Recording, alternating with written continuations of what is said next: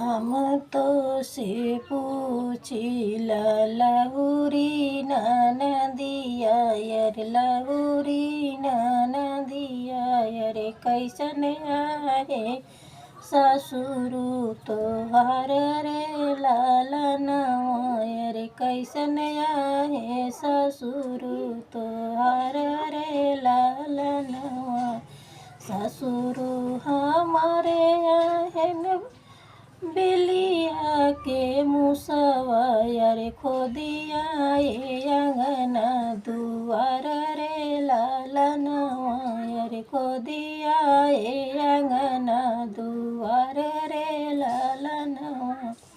हम तुझसे पूछी लहुरी नदिया रे कैसन आई सासु तोहर रे लालनवा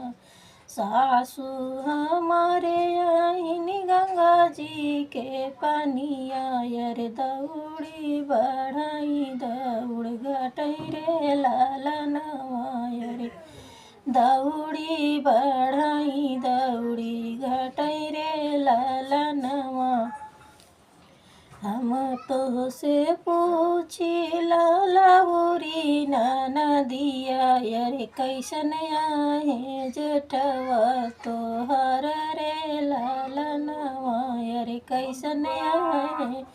जेठवा तोहर रे लालनवा जेठवा हमारे आहन बनवा के राजा रे आज हंसाई चाहे काल रे लालनवा रे राज बैठ रोज रोज रे लालनवा हम तुझसे पूछी लहुरी नदिया रे कैसन आई जेठनी तोहर रे लालनवा जेठनी हमारे आहिनी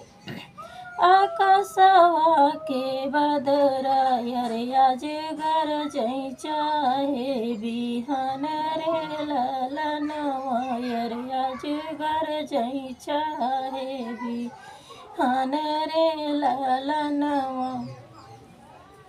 हम तुझसे पूछी लहुरी नदिया रे कैसन आई नदी तोहर रे लालनवा रे कैसन आई नदी तोहर रे लालनवा नदी हमारे आई भुआरी बिछियावा यर टुपक टुपक जियारा भर मावई रे लालनवा रे टुपक टुपक जियारा ही मारई रे लालन